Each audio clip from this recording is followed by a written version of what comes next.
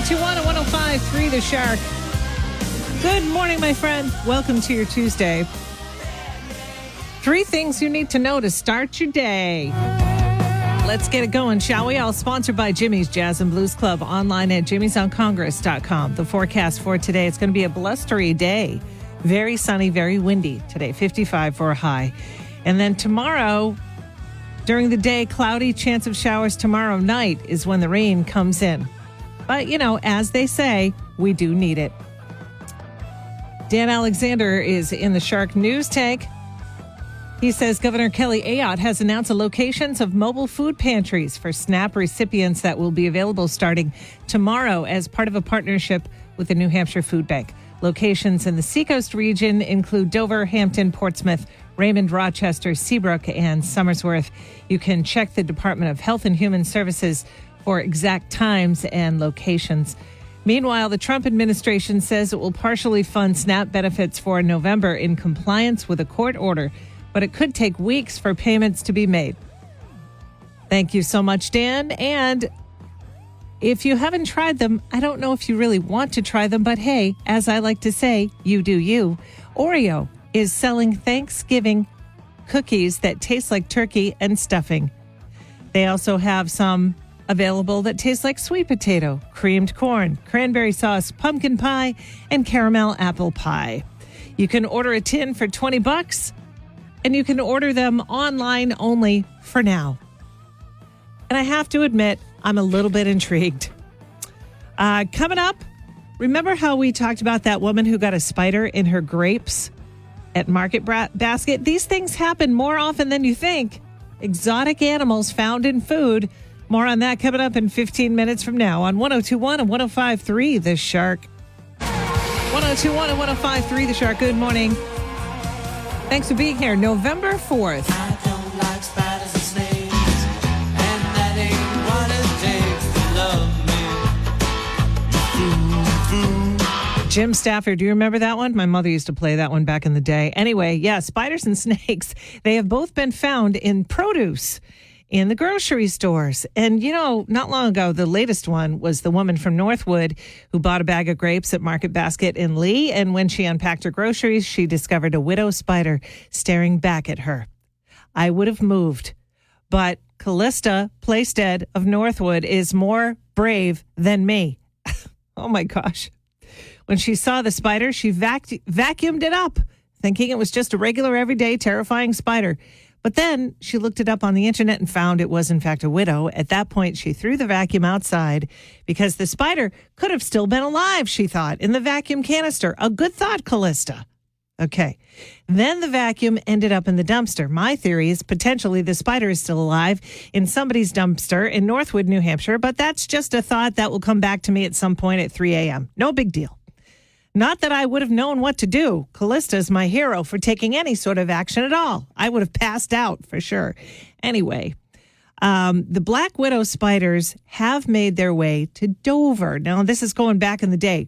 Remember, I got a call from Eric yesterday. He used to work at Siegel's, which is right there on Central Avenue, which I didn't know. It turned into Shaw's. Now it's nothing. I don't know what's happening with that building.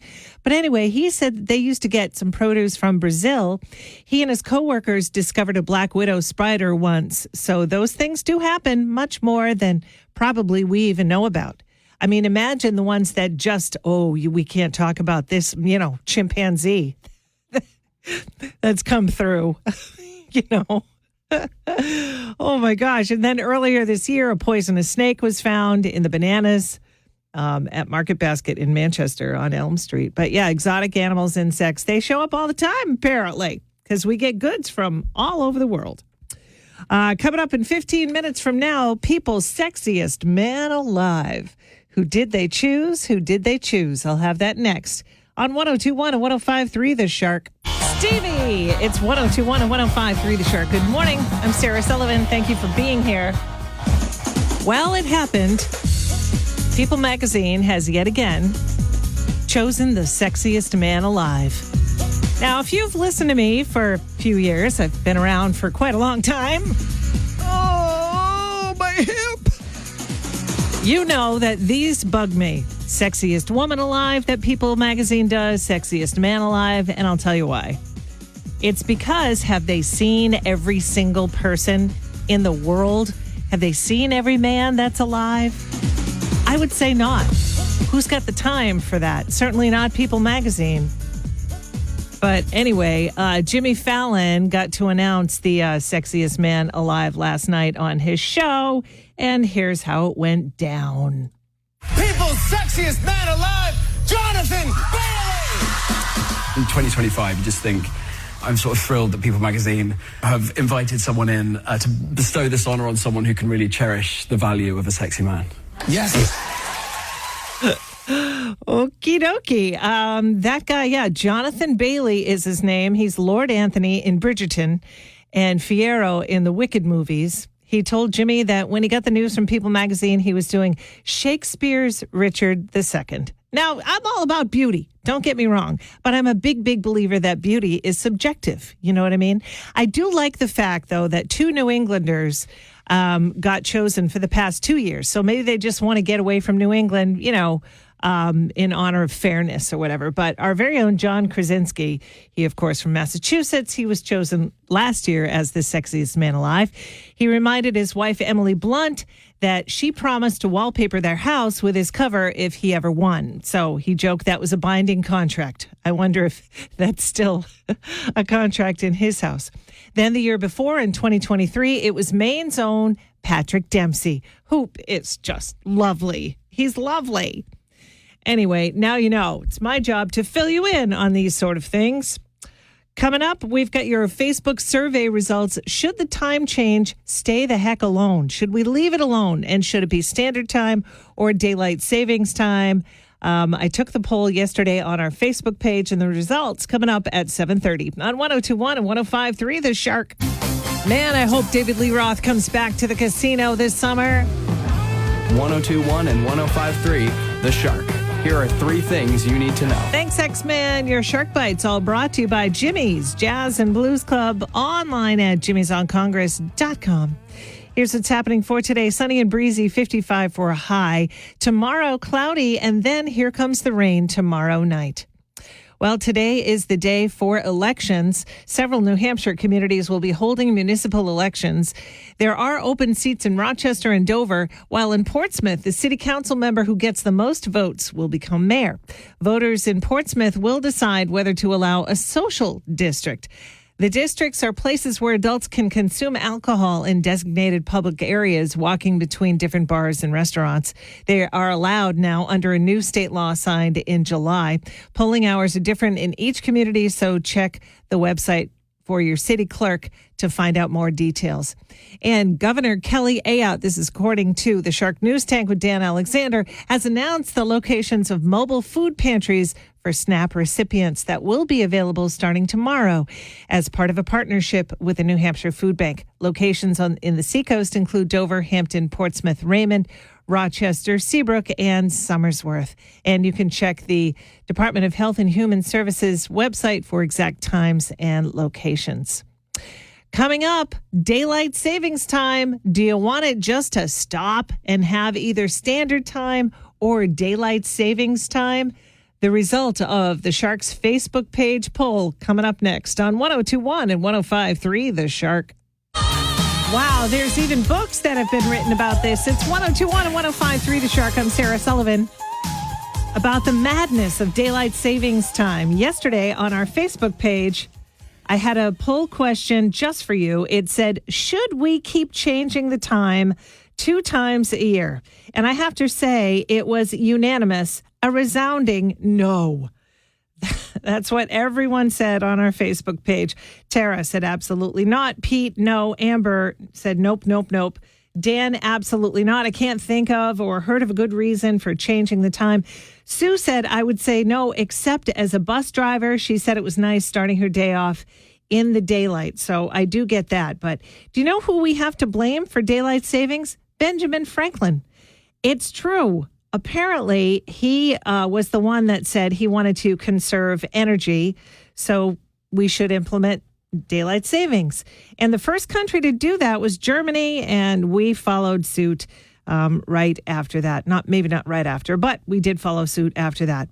And according to an author who wrote a book about it, Can you believe it? He wrote this book, The Annual Madness of Daylight Savings Time. He said that farmers, because we've heard, oh, it's for the farmers. Well, he says that farmers actually lobbied against it. It caused them to lose an extra hour of light in the morning, meaning that they had to rush off their crops to the market. And for the dairy farmers, the time change throws off the cows. Now, that I can attest to because my family is Trombley's, the Trombley Dairy Farm in Milford, New Hampshire, although they don't have the dairy farm anymore. I remember my Uncle Stanley and before him, my grandfather, Ectus. They used to go out and the cows were confused. Like, what are you doing here? It's way too early or you're an hour late, you know? So do it for the cows. Maybe we should eliminate the whole thing. Anyway, coming up, we have details on how you can get yourself to Vegas to see Def Leppard. I'll have more on that on the way on 102.1 and 105.3 The Shark. It's Whitesnake on 102.1 and 105.3 The Shark. I'm Sarah Sullivan. Good news for Dover. Rap City opened up its newest location in Dover. Oh, my goodness, right there at 826 Central Avenue. Now, Rap City, their sandwiches are great. They do wraps, they do pastrami, they do chicken, they do whatever it is. And it's good, fresh ingredients at Rap City. I go there in other locations. I think in Londonderry is the one that I go to. But this one right here on Central Avenue. Here's the thing about Rap City. The chips are ridiculous. The potato chips. Oh, my gosh. Their grand opening is Saturday, and you can go, and here's the deal. 10% off of all sales are going to be donated to the Woodman Park School PTO. Isn't that cool? And you can buy one, get one free for the first 100 people who place their order in store. That's this Saturday. There's going to be a free Rap City Potato Chip Company original salty and sweet kettle chips there. Free. Did I say that these incredible chips are free? They do the salty and the sweet, and they're crunchy.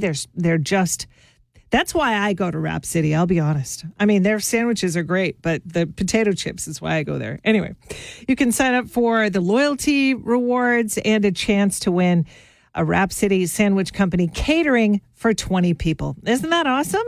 Yeah, so get there. It's going to be 826 Central Avenue in Dover from 11 a.m., and they're open until 8 p.m. More details right there on our website at shark1053.com, or you can download the app. We get the info right there as well. 102.1 and 105.3 The Shark. I'm Sarah Sullivan. As reported earlier from the Shark News Tank, Governor Kelly Ayotte here in New Hampshire announced the locations of mobile food pantries for SNAP recipients. And that starts today in Dover. It's going to be at Whittier Falls, 5 Whittier Street, today from 1 to 3, and the 18th from 1 to 3 as well. Come on by and get the food that you need. Thursday in Hampton at the Municipal Lot on 30 High Street. In Portsmouth, they'll be at Gosling Meadows on Wednesday, which is tomorrow, and several Wednesdays throughout the month of November. In Raymond at Lamprey Health Center, that is the 25th of this month. There are locations in Rochester, Seabrook, and Somersworth as well. So I'm going to have the link right there on the Sharks Facebook page in case you need to know where those locations are exactly and at what times. Coming up, if you want to go to Def Leppard on our dime, here are the details on 102.1 and 105.3 The Shark. Incredible vocalist. It's 102.1 and 105.3 The Shark. I'm Sarah Sullivan. Like I was saying, I saw him with Queen after they lost Freddie Mercury. I mean, he's not Freddie Mercury, but he's very, very, very good. Anyway, I don't know if you watch Wheel of Fortune every single night. I will say, and no offense to Pat Sajak, but Ryan Seacrest is killing it on Wheel of Fortune. I really like it. But anyway, and Vanna, she just never ages. She never wears the same dress twice. I don't think she eats.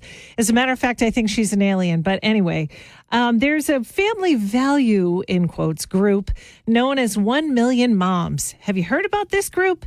They're pretty upset with Wheel of Fortune for adding the category, what the fun. They claim it's insinuated profanity. They've even launched a petition asking the producers to clean things up. But they won't be able to stop some of the contestants from accidentally giving some tawdry answers like these gems in the past. Tavares, right in the butt. What? No. I'd like to solve Okay. bridal and gold shower. Sorry. P. There is a P. A group of pill pushers? This is Wheel of Fortune, Joe! Oh my gosh. As of last night, they had 12,000 signatures. What? Wait a minute. Aren't they called 1 million moms? Is that a goal or something? I don't know. They should make it clearer, I think. Anyway, that's what you need to know. It's 102.1 and 105.3 The Shark.